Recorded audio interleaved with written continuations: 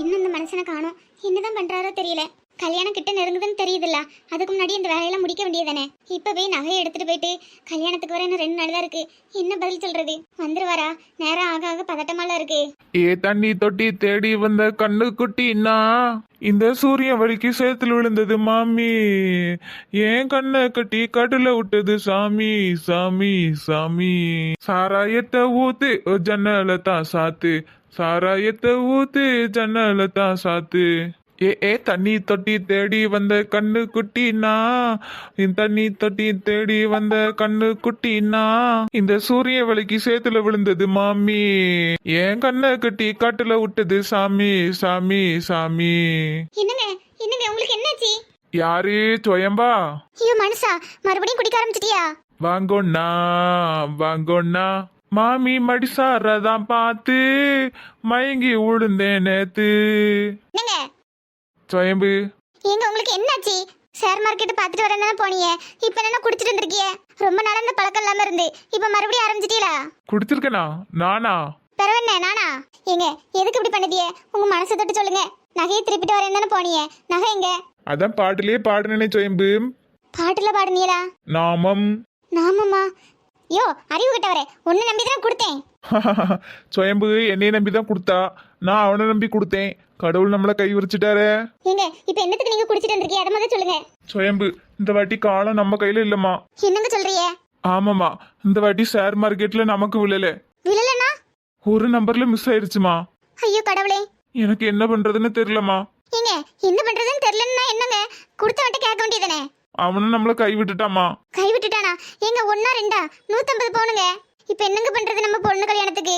அதாம்மா தெரியல, முழிச்சிட்டு இருக்கேன். ஐயோ கடவுளே, நான் அப்பவே தலைப்பாடா அடிச்சுக்கிட்டேன் இது வேண்டாம் வேண்டான்னு. இப்போ என்னங்க பண்றது? அந்த மீனாட்சி அம்மாக்கு என்ன பதில் சொல்றது? தெரியலம்மா. எங்க எல்லாத்தையும் பண்ணிட்டு இப்படி வந்து அழுதுட்டு இருந்தா என்னங்க பிரயோஜனம்? எங்க கொடுத்தவன்ட்ட சட்டையை பிடிச்சு கேட்க வேண்டியதானே? அவன் சட்டையை பிடிச்ச என்னமா பிரயோஜனம்? போனது போனதுதாம்மா. ஐயோ கடவுளே, நான் என்ன சொல்லுவேன்? என் பொண்ணு வாழ்க்கை இப்படி ஆகுமா? என்னென்னலாம் நடக்க போதும் இந்த கல்யாணத்துல தெரியலையே. இந்த மனுஷன் இத்தனை நாளா குடிய விட்டுருந்தாரு, இன்னைக்கு பார்த்து குடிச்சிட்டு வந்திருக்காரு. அப்பவே தலைப்பாடா அடிச்சுக்கிட்டேன் நகையெல்லாம் கொண்டு போக வேண்டான்னு. கேட்டாரா அந்த மனுஷன்? சுயம்பு அழாதம்மா, எப்படியாவது முயற்சி பண்றேன். ஏங்க ஒன்னா ரெண்டா சோழைய 150 பவுனுங்க. உங்களால முடியாதுங்க. அம்மா அம்மா என்னாச்சுமா? ஏமாந்துட்டாரு டி, உங்க அப்பா ஏமாந்துட்டாரு. என்னம்மா சொல்றீங்க? அவ்வளவு நகையும் கொண்டு போய் ஏமாந்துட்டு வந்துட்டாரு டி. அட கடவுளே, என்னாச்சுப்பா? அம்மா என்ன சொல்றாங்க? அதெல்லாம் ஒண்ணும் இல்லம்மா, எப்படியாவது மீட்டு எடுத்துடலாம். கிழிச்சாரு, மறுபடியும் குடிச்சிட்டு வந்திருக்காரு டி உங்க அப்பா.